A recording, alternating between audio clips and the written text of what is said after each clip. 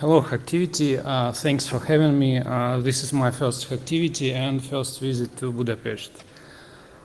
In my talk, I will show you how to hunt for security vulnerabilities in a web application built with Adobe Experience Manager. It's a popular software for making shiny websites used by high-profile companies. Web applications built with Adobe Experience Manager is a long phrase, so I will use AM webapps term instead. Some words about myself. My name is Mikhail. I came from Russia. I do bug hunting on Bugcrowd and HackerOne platforms. On Bugcrowd, I'm in top 20. I do security research and was acknowledged by many well-known companies. Sometimes I present results of my research on different security conferences. Also, I have a full-time job. I worked for Ingram Microcloud as application security engineer. But just before the conference, I decided to join Acronis company as a senior security researcher. So why this talk? As I've mentioned, Adobe Experience Manager is quite popular choice among high-profile companies. Here you can see some well-known companies that have public bug bounty programs or vulnerability disclosure programs, and that use Adobe Experience Manager. I used a service called WhatRuns, and that service gave me a list of about 10,000 domains that have Adobe Experience Manager running on them. For about 6,000 domains, main site was running Adobe Experience Manager on URL HTTPS domain name or HTTPS 3w domain name. You can see here that IAM is quite complex. It has many layers in the architecture, and the attack surface is quite big. There are 26 known CVEs exist. I want to specially outline 3 Apache projects or open source projects that form a core of AAM. They are Apache Felix, Apache Slink, and Apache OAuth-GCR. Apache Felix is used to manage so-called OSGI bundles. All functionality in AAM is packed inside OSGI. Apache Felix gives you REST API to manage content repository, and also gives the ability to expose servlets from OSGI. Apache OAuth-GCR is a content repository. Everything in AAM is stored as properties for some nodes in GCR. And all nodes shape a tree structure starting from GCR root node. This year I discovered new exploitation techniques and security vulnerabilities in AAM. And it's perfect time to share my findings here. I want to give special thanks to Jason Mayer, who helped me with AAM license and also shared some nice thoughts with me. I want to mention some previous work on this topic. In 2015, I found an authenticated remote code execution in AAM web application during I participated in a bug bounty program. Same year, I made a talk on PhD's conference in Moscow that describes techniques I used. In 2016, Peter Atkins from England made a very nice blog post about getting RC on signed out Livecom web application that belongs to Microsoft.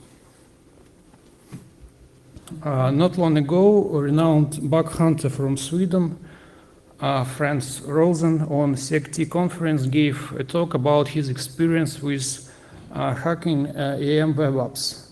I highly recommend looking into his presentation. And finally, Jonathan Bowman wrote a very nice blog post explaining how he found an XSS on philips.nl site. Just a side note, all mentioned vulnerabilities in my talk were responsibly reported to resource owners or Adobe Product Security Incident Response Team, and I hope they are fixed now. First, I want to show you how AM is commonly deployed in practice. What is AM Dispatcher? Why is Dispatcher so important for security of AM web applications? And the more vital question, how can we bypass AM Dispatcher? In common AM deployment scenario, there are three main components: author instance, publish instance, and the dispatcher. Author instance is placed deep inside backnet. It's not visible from the internet. All content is published on author instance and through replication mechanisms is propagated to publish instances. And the user communicates with publish instance through AM Dispatcher. But there can be additional components that sit between user and AM Dispatcher. For example, web application firewalls or CDNs like Akamai or Cloudflare. AM could be deployed on-premise or in the cloud like AWS. Physically, AM Dispatcher is a module for web server, Apache or IIS. One of the purposes of AM Dispatcher is providing first security frontier. It filters out unwanted requests that don't fit security policy and prevents them from reaching a publish instance. In theory, as stated in the official Adobe documentation, AM Dispatcher is an extra layer in layered AM security. However, we see in practice that it's only one layer. The truth is that AM admins rely on AM Dispatcher heavily, and no one configures publish instance securely and install updates timely. And that's very good for a bug hunter. Bypassing AM Dispatcher allows to talk to those insecure components on publish instance, and this way pawn the whole web application. In my arsenal, I have four methods to bypass AM Dispatcher. The first one is CV from 2016. It was disclosed to the public in the blog post made by Peter Atkins. It still works quite well because, as I've said, admins are too lazy to install security updates. And the second one was discovered by me this year, but just before the conference, Adobe reached me and asked not to disclose details because the fix is not ready yet. So I'm sorry for that. But of course I will disclose all technical details later. The next method at multiple slashes works sometimes against weird dispatcher policies. And the final method, server-side request forgery, is a universal weapon for dispatcher bypass. Let's discuss how to bypass the dispatcher with CVE. Here you can see a minimal dispatcher policy that was recommended by Adobe before CVE exists. This policy is too restrictive. Usually you extend it by adding additional rules that allow custom requests. Policy contains rules that are applied sequentially to the request.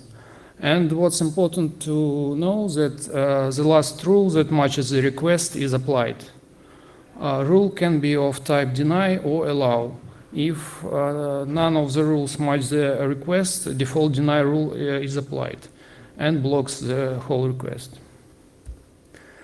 Here we can see the remaining rules of the policy. And so here is the bypass. It's stupidly simple, I should say. If we try to access query builder JSON servlet on route bin query builder.json, our request will be blocked by the dispatcher. But if we add /a.css or /a.html to the end of the URL, we can access query builder JSON servlet without problems. And what the hell? Let's try to analyze the logic of the dispatcher. When we are accessing route bin query builder.json, we are blocked by rule 0090.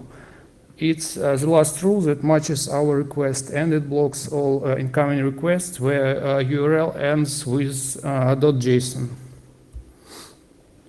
When we add /a.css to the end of the URL, last rule that matches our request is 0041 that has allow type. This is how it works. Of course, Adobe fixed this issue and issued new minimal dispatcher policy. Now rule 0041 that should allow access to CSS or JS files is changed. Now the dispatcher looks for the real extension in the URL and not for the last symbols. This makes sense, of course. More rules of the new policy and the last ones. Now, if we are trying to access route bin query builder.json or bin query builder.json ACSS, the request is blocked because now dispatcher looks for the real extension. However, I found a way to bypass the fix, but I cannot disclose details now, sorry. In some cases, we can bypass weirdly configured dispatcher by adding multiple slashes. So if access to /etc.json is blocked, we can try 3 slashes etc.json, and sometimes it works magically.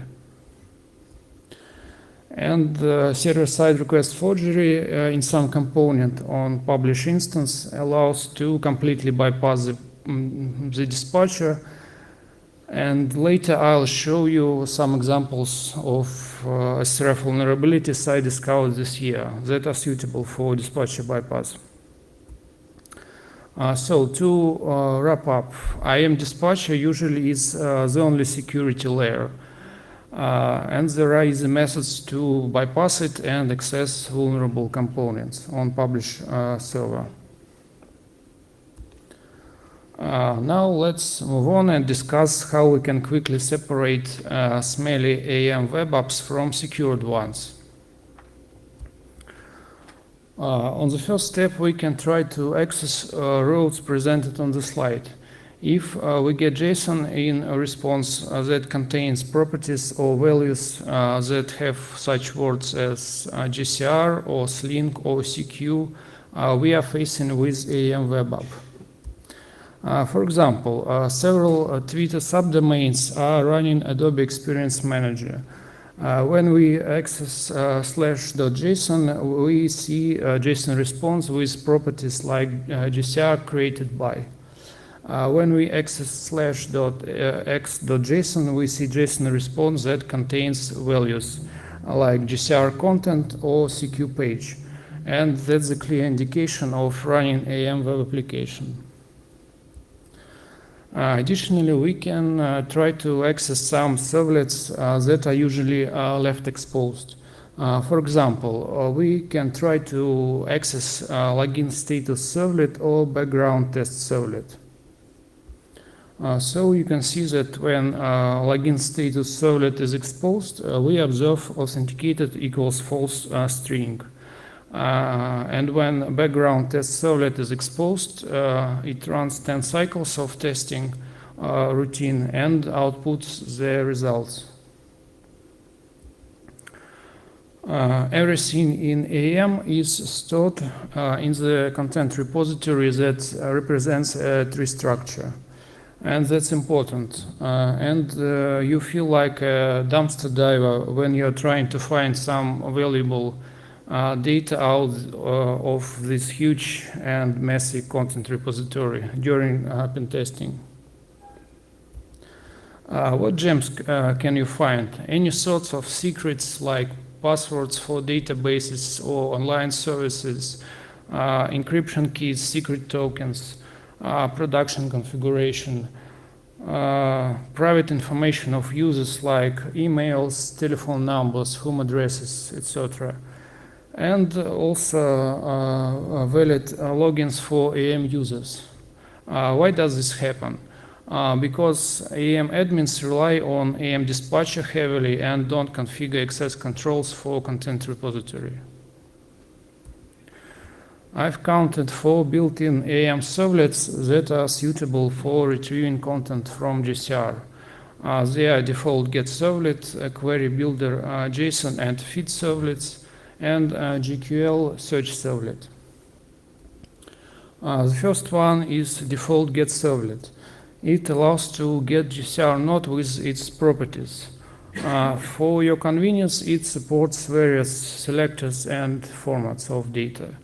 For example, selector tidy allows to get formatted output. Selector infinity allows to get in one request properties of the current GCR node and all its children. Instead of infinity, we can use some numeric value from -1 to infinity. This value determines the depth. -1 is equivalent to infinity. Format res allows to retrieve files that are normally stored inside GCR data property of GCR content node. For example, when we are accessing route /tidy.3.json, we are getting formatted JSON that contains nodes and their properties starting from the root node with depth 3. Usually I use following approach for grabbing data. On the first step, I get information about direct children of the root node, but in some cases, listing for GCR root is prohibited. If so, I try to guess valid node names. Common names are content, etc, var, and whom. On the second step, I start to traverse GCR and dump node properties. When depth selector is allowed, we can get the whole subtree of GCR in one GET request. That's very convenient.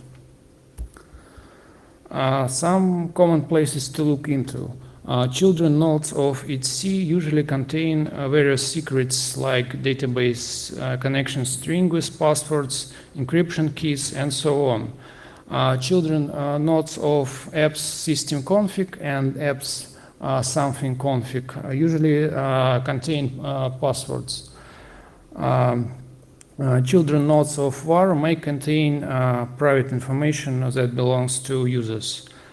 And children nodes of whom can contain profiles for AM users with hash passwords. And normally properties like GCR created by, GCR last modified by, CQ last modified by of any node contain login names for AM users.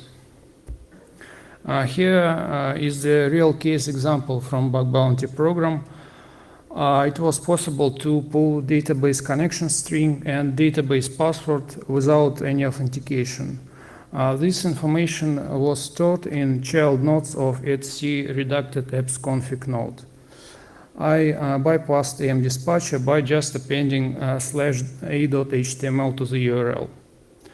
And this submission was rated as critical. The second and third servlets that are suitable for GCR exploration are Query Builder JSON Servlet and Query Builder Feed Servlet. They support various predicates for searching. That's very convenient. Query Builder JSON Servlet returns information about GCR nodes and all its properties. However, Query Builder Feed Servlet returns information only about nodes, no properties. But never mind, we can extract properties using blind binary search. Here you can see how to access Query Builder JSON Servlet and Query Builder Feed Servlet.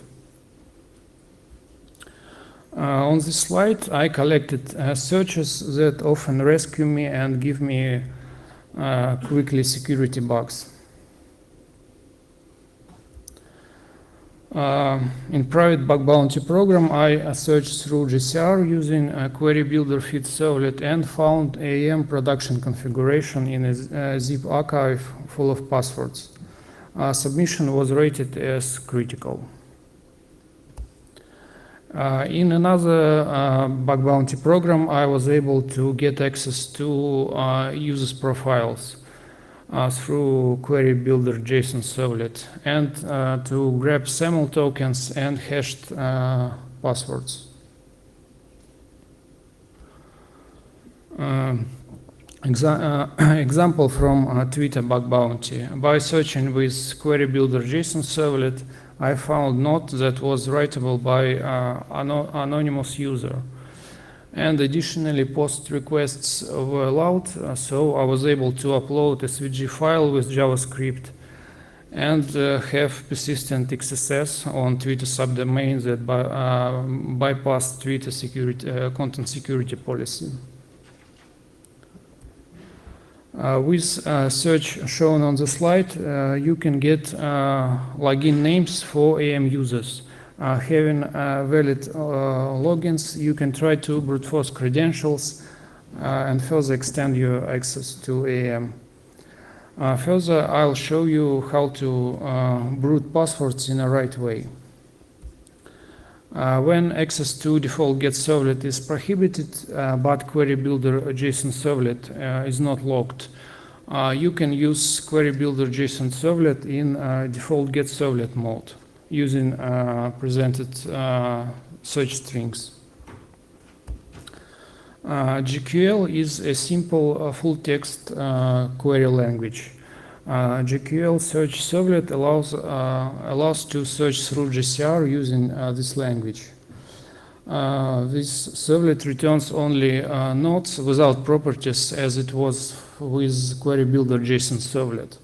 However, again, we can retrieve properties using blind binary search. Here you can see how to access GQL Search Servlet. And one example of the search query, that query allows us to retrieve names of child node of its node. Now let's look how we can access, how we can get access to AEM as some user. For getting valid usernames, we can use default get servlet or Query Builder JSON Servlet. We have already discussed it, how to do it. And additionally, AEM has default users with names admin and author. User admin is the king of AEM. He has full access to everything. And default password is admin. And it's really a mystery for me, but I'm facing with many web applications built with AEM that have default admin credentials. Also, user has GCR write privilege for node content and has default password also. And good news, everyone, AEM supports basic authorization without any brute force protection. That's insane, I think. Login status servlet is a convenient way to brute force credentials. Here you can see that when credentials are on, servlet returns you string authenticated equals false. and it returns string authenticated equals true when credentials are valid.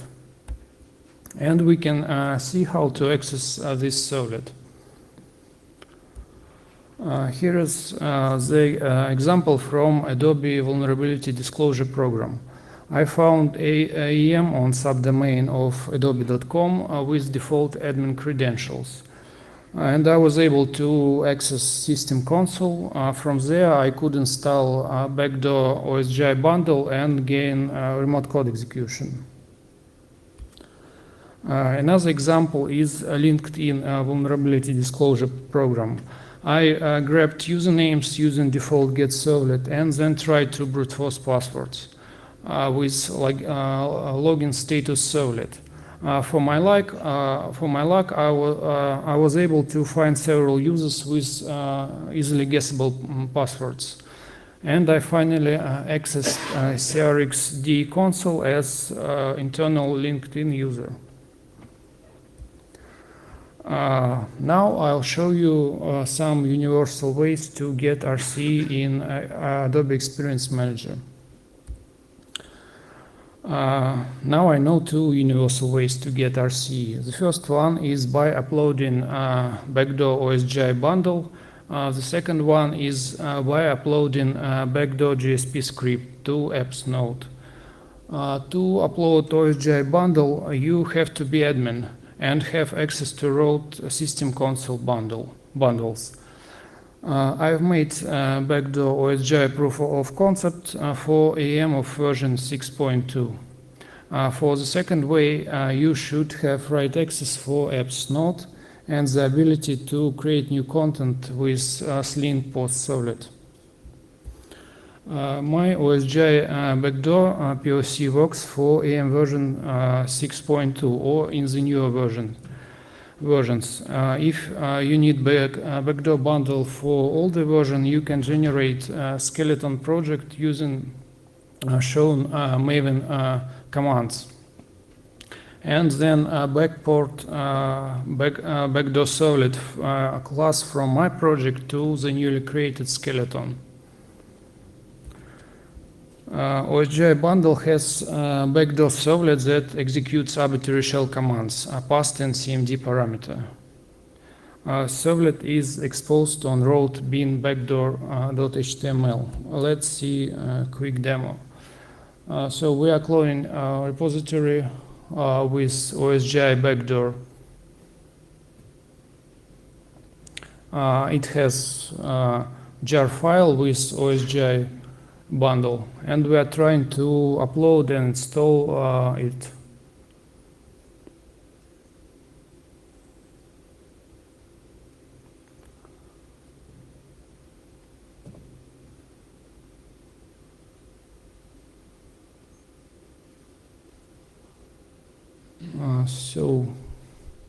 We see that bundle is installed. And now we can run arbitrary shell commands by navigating to URL. It works.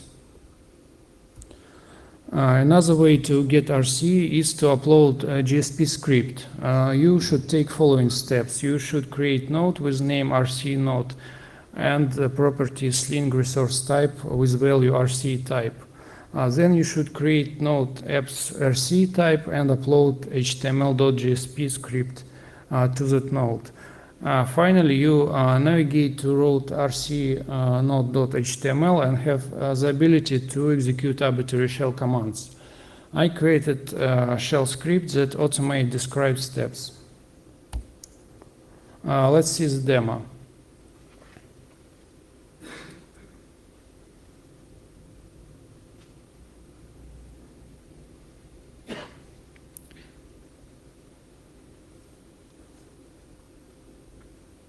We are running script and pass 3 parameters to it. The first parameter is URL of AEM web application. The second one is username, and the third is user password. It gives us URL.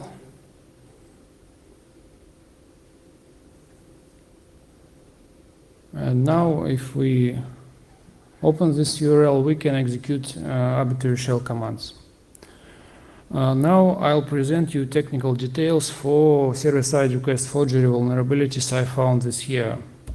The first one is SRF in reporting services proxy servlet.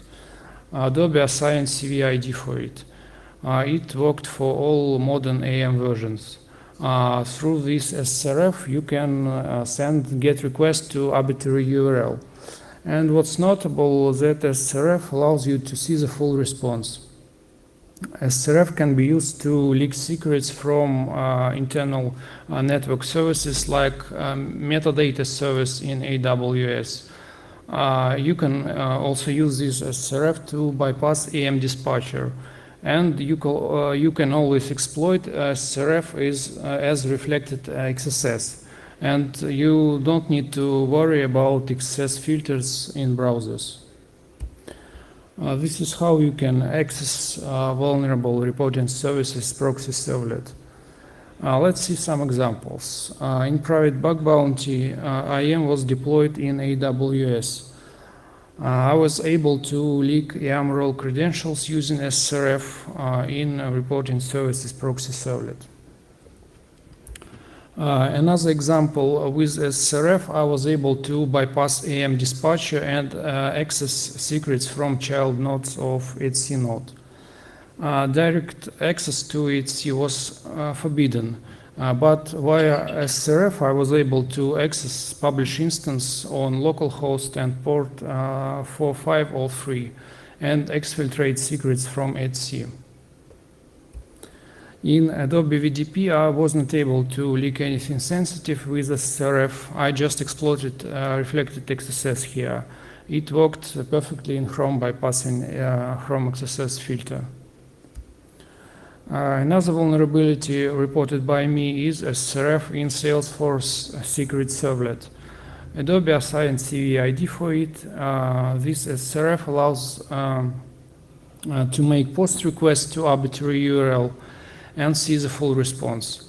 It allows to leak information from AWS, from metadata service in AWS, because metadata service doesn't differentiate between GET and POST requests.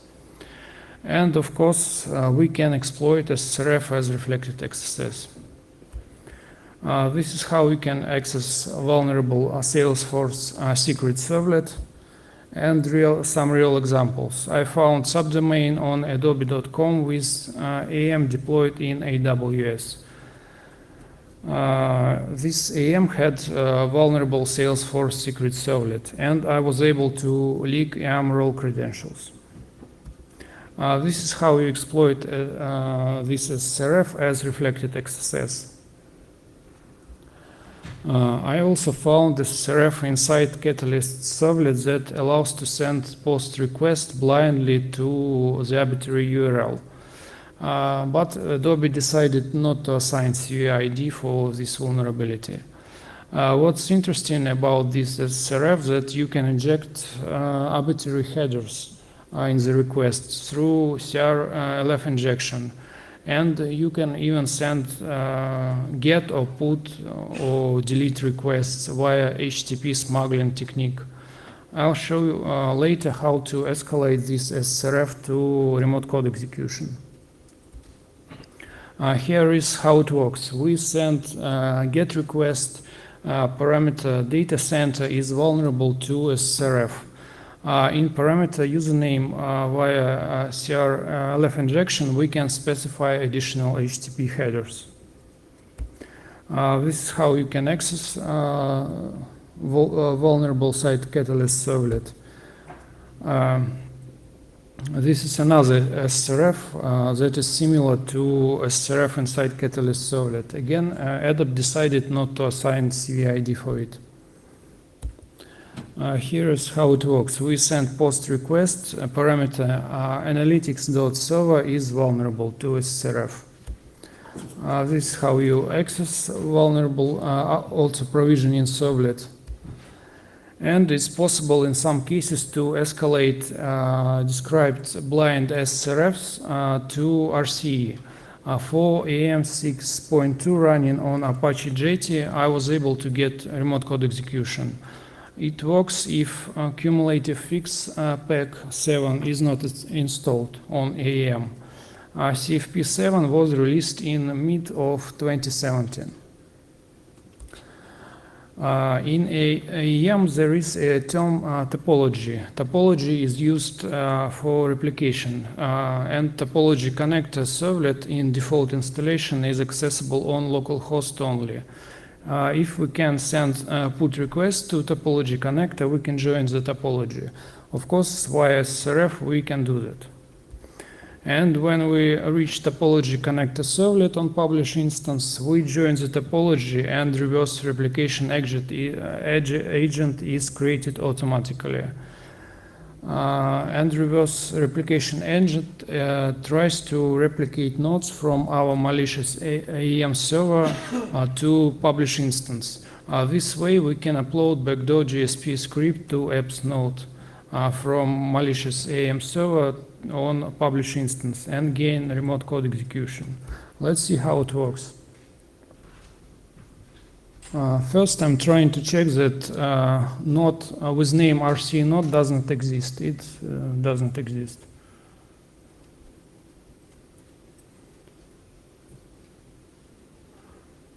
We are observing access log on publish instance. And now we navigate to this long URL in the browser.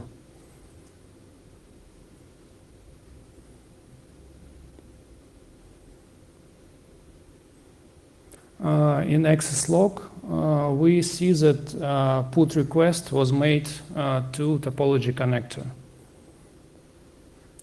Now we launch our malicious AEM instance and waiting for the connection from publish instance. We see the connection.